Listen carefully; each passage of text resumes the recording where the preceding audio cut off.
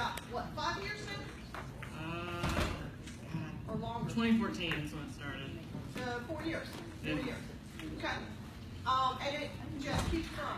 So, Mark, I'm going to turn it over to you. Alright, give me 1 second, guys. Pull this up. Liz said that visuals are very important, and I'm going to confess, I did this last night at 10. So you had Polished with Audrey, Interactive with Palin, Down and Dirty with Mari.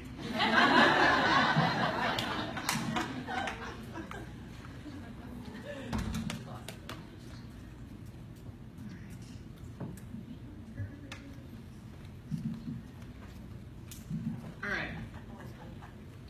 Okay.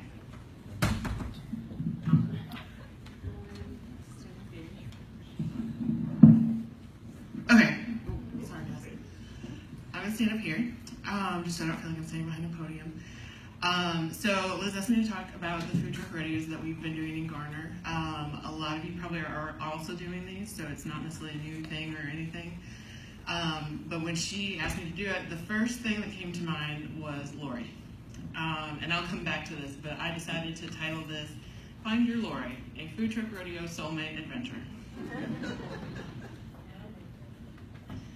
Okay, so the who, what, when, where, why, how. Like I said, a lot of you guys are already doing this or incorporating food trucks into existing events. It's kind of a no-brainer, right? You call food trucks, you say, hey, we want to come. Eventually, once they get to know you, they start calling you, and then you wish they would stop calling you. And you ask them to come out, and they do. And you have an event that's solely focused around having food trucks come and people coming to eat. Oops. Oh, perfect. Awesome. So this is a photo from our April Foods Day food truck rodeo. So basically, to explain, I started my job in May of 2015. The first food truck rodeo was held in 2014, and at the time, my husband and I had been residents of Garner for about 6 months. And we were like, cool, we barely knew there was a downtown, but they're doing a food truck rodeo, which is something at the time, it was kind of on the beginning end of that trend. And so it was really surprising to see a town like Garner be doing a food truck rodeo. We were like, that's awesome, and then we didn't go. It was our anniversary, so I have a little bit of excuse. But we were really excited that that was happening anyways. Fast forward to February 2015, I applied for the job that ends up organizing these. And next year, on October, it was my job to be doing that. And the most wonderful thing, you know, the unspoken fifth point of the Main Street approach is luck, right? We all have a lot of luck on our sides for certain things. I lucked into a very good situation. I had Lori, who I'll tell you a little bit about in a minute. The only committee that was really standing when I took my job was the promotions committee, and they were fully on board with these food truck rodeos, trying to make them a big thing. This is the only event that we have on Main Street. Our Main Street, which you can't see behind the food trucks, is the North Carolina Railroad. So I have a bit of a challenge anytime it comes to trying to do things on our Main Street, because I pay a $1,000 insurance fee just to let my public works department go in and put up fencing that they require. So this is why food truck rodeos are our signature event. It's a good excuse for us to do this. In 2014, when they started the Downtown, well, it used to be Garner Revitalization Association, now it's Downtown Garner Association, continued their relationship with the town to provide in-kind support. So they provide a lot of the setup stuff. They provide some tables and chairs, and then basically we provide the rest through fundraising and charging fees for the food trucks. So these days, we started with our Trick or Eat food truck rodeo that's held in October, usually about a week or more before Halloween. That's been a really great theme that we've continued to develop over the years.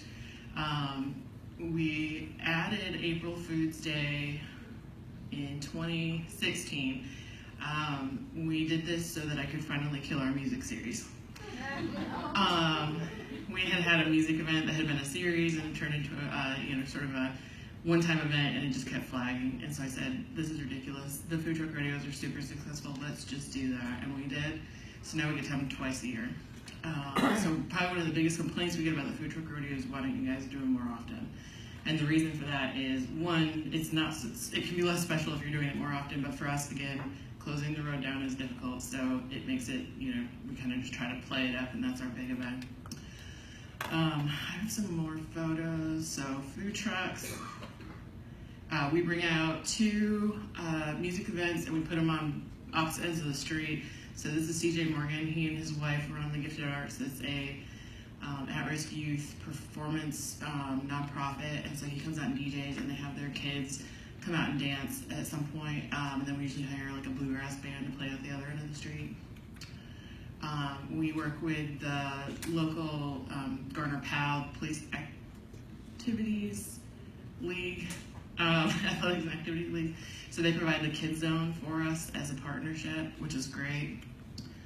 This is the Gifted Arts, the kids performing, and just more, things like this. So to tell you why we decided to do this, like I mentioned, when they started this, it was kind of one of those things that you saw in big cities, right? Greensboro, Raleigh, they were starting to do them. Food trucks were still a little verboten in most places because no one knew if they were allowed to be there, if they were competing, if they were, if they should, not be there. So a lot of places were a little leery to do it. One of the assets that downtown Garner has is we have no restaurants and we have next to no retail. So for us, next to no, I have one retailer and you do not want to go visit him. Trust me, you don't. So basically food truck rodeos for us were a creative strategy because they filled a gap. We didn't have to worry about any restaurants getting mad if we brought in food trucks because there wasn't any competition. We now have a coffee shop. The business owner that owns that coffee shop was originally he and his wife basically helped start this. So one of the how this ties in with our economic development strategy, we have a strategy around creative entrepreneurship. When I started, there had been a couple different companies that were coming in doing creative class type things.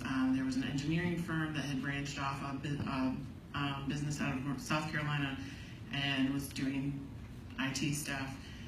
We have a small scale guitar pedal manufacturing that's like part manufacturing, part art. We just had a lot of people. We have a couple design firms.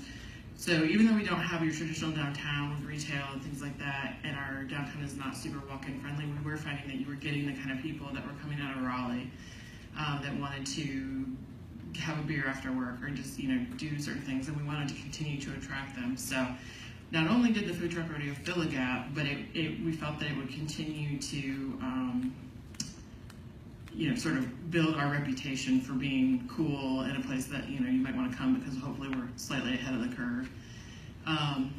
The other reason that this really worked for us as an economic development strategy, or to play off of it, is because it's essentially a pop-up event, right? Everything's mobile here. So when you have a downtown that has less than 70,000 square feet of commercial space, there's just not room. Like I have probably a 98% vacancy rate at all times. Or it's full, 98%. Did that make sense? Okay, 2% vacancy rate, there we go. It's so early, you guys. So if someone came to me and said, I want to open a restaurant, at the time I would have had to say, I would love for you to do that, I just don't have any place for you to do it. And even today, that's still a problem. So when I came on board, this had already started, but I really took that and tried to run with it, So I said, we want to create opportunities for people to come downtown. We want to create opportunities for people to come and eat and shop and hang out and have a good time, but we don't have any place to do that permanently. What's our alternative? It's to bring in mobile businesses. It's to host pop-up markets that people can come out to once a month and shop. So we've really kind of built our event strategy around those, and it's to fill that gap, the lack of space, we're trying to kind of build that interest so that when the time comes that we're able to expand our commercial space, hopefully someone will be interested in doing that because we'll have had a good reputation for the kinds of events that we do. So this is our formula in Garner. Your mileage may vary, but just to kind of give you the how. We bring out 15 food trucks. We have 12 that are savory and 3 that are sweet. We have 3 craft breweries that come out. We set up kind of a beer garden. So they're all together. That doesn't seem to be an issue for any of them. We've added 10 to 12 artisan vendors. I think you could probably do more. That's just how many I can fit on 2 blocks of Main Street with everything else. I mentioned we bring out the 2 musical groups. We have someone provide a kid activity, and that makes for a successful food truck rodeo for us. This is the formula I would give anyone who wants to do something. 150 people per truck if they're paying. So right now we charge our trucks $100 for an event. That's probably pretty reasonable. I know food truck events in Raleigh can be anywhere from $200 to $350 for a truck. Obviously, you know, you get a lot more people coming in for that. But this is the number I've been told both by my lorry and by the food truck tech company that's moved into downtown Garner.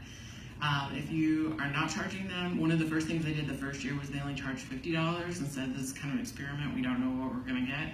They charged them $50 and said be prepared for anything from nothing to gangbusters, we're just not sure.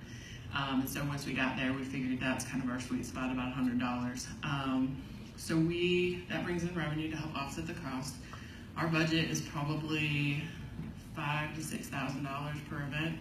Again, your mileage may vary. A lot of that is marketing. We rent tables and chairs so people can sit. That was something someone fought me on at the beginning. It was like, we don't need that. And I was like, yes, you do. You do need tables and chairs. People will thank you. And since no one's paying, I hope most of you are not paying for the North Carolina Railroad. That will be $1,000 you don't have to pay for. So if you do decide to go back to your community and do something like this and you want to, you know, make them pay, that's probably the number, you know, estimated attendance I would strive for.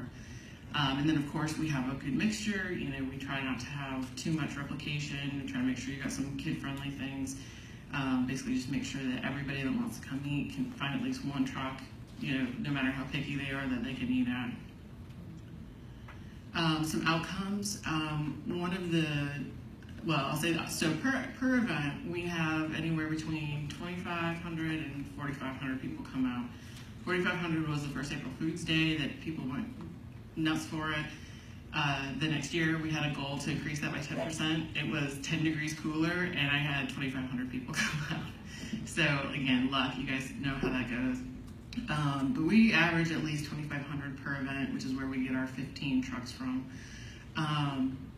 So that's something great. And one of the things we've started to recognize is rather than focus on the actual number of people, which can fluctuate so much based on weather and what else is going on in the area, we really try to pay attention to, are these new people? Are these your standard Garner people that come out for everything? Are we seeing new faces? Are we hearing that people came in from Cary and Apex and Raleigh to do this? One of our biggest selling points is that we're, you know, a 10-minute drive from downtown Raleigh, and while we have less trucks, you can go to a Raleigh food truck rodeo, but you're going to stand in line for an hour.